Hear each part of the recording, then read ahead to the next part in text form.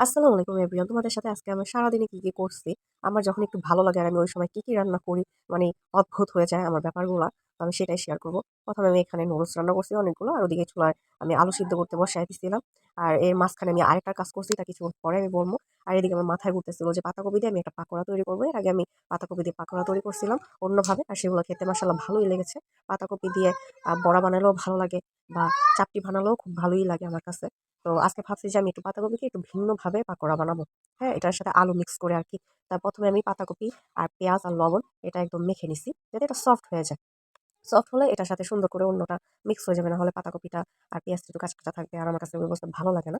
তো আমি এখানে একটু কালারের জন্য বা ঝাল মরিচ বা একটা হলুদের টেস্ট আনার জন্য এখানে আমি ওই গুঁড়া দিয়ে দিছি। আর একটু লবণ দিয়ে দিছি, যেহেতু আমি আলু দিব।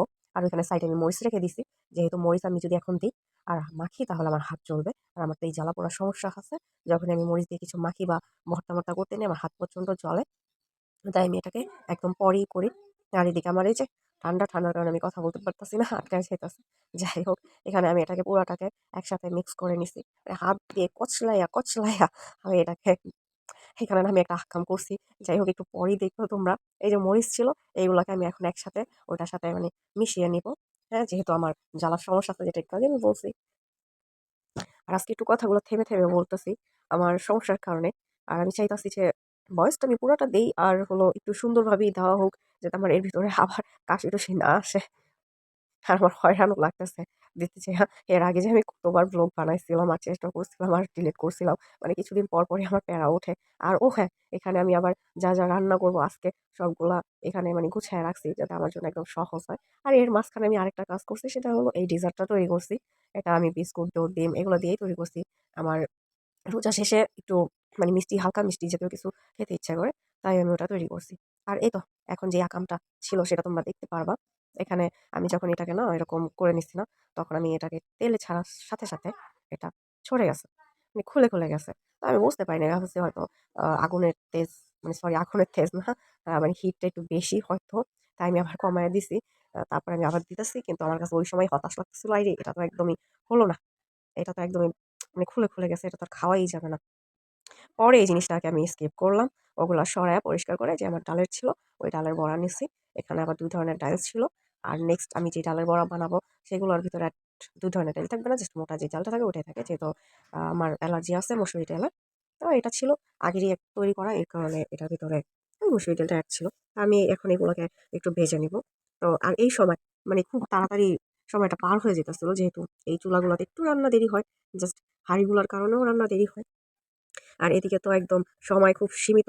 তো ছটপট সব করতে হইতেছিল। আর হ্যাঁ, এই তো সেটা পাতাকপির যেইটা তৈরি করতে চেয়েছি আমি। এখন এটার সাথে আমি একটু বেসন দিয়ে নিছি, পানি দিয়ে মেখে নিছি। এখন এটা একদম পারফেক্ট হইছে।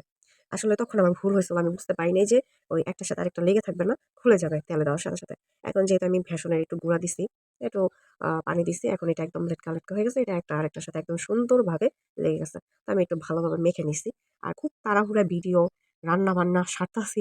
আমার যা চাপ পড়তেছিল না ঐদিন। যাই হোক, ওদিকে আমার লাস্টে যেই আ ডালের বড়া ছিল ওইটাও মানি এই কয়টা ছিল এগুলো শেষ, ভাজা শেষ। এখন এগুলোকে আমি সাইডে করে এখন আমার যে আছে এই পাতাকপির পাকোড়া এটা তৈরি করে নিবো। পাতাকপির পাকোড়া বলা যাই বলো তোমরা। আমি তো একটু মানি যে একটু মজা করে মানে পাকোড়া টাইপের বলি। যেহেতু ইন্ডিয়াতে এই শব্দটাই শোনা গেছে তো আগে যখন আমরা এরকম টাইপের ভিডিও দেখতাম, যারা পাকোড়া তৈরি করতো বা বড়া টাইপের তৈরি করতো। তো আমি এখন যে দিতেছি না দেখো একটুও না খুলতেছে না। একদম সুন্দরভাবে এখন লেগেই রইছে। আর এটা সুন্দরভাবে কুক হয়ে গেছে। আর যখন এটাকে মানি পুরা কুক হয়ে গেছে, খেতেও অনেক ইয়াম্মি লাগছে। সস দিয়ে তো আরো ইয়াম্মি লাগতো। আমি একটা জাস্ট এমনি ট্রাই করছিলাম। তারপরে তো ওই যে মেখে-টেখে মানে যেভাবে মুড়ি বানাও ওইভাবেই ট্রাই করছি। আর এদিকে আমার যেই বুট ছিল সেটাও ভাজা শেষ। আর এই তো আমাদের সিম্পল একটা ইফতার। সিম্পল একদমই সিম্পল। এত কিছু নাই। যা পারছি তৈরি করছি আজকে। একদম অসুস্থ আবার একটু হালকা ভাল লাগছিল দেখে এই কাজটি করছি। আর এদিকে আমি যে ডেজার্টটা তৈরি করছি আমার বোন এখন খেতে চাইছে। তো আমি এটাকে আবার কেটে নিছি। এটা হয়তো কালারটা একটু অন্যরকমের দেখা যাইতেছে, বাট মজা আছে, খারাপ না। মানে মোটামুটি ভালোই লাগে। ইফতারের পর ঠান্ডা হালকা মিষ্টি একটা সুইট জিনিস মানে মজাই লাগে খুব।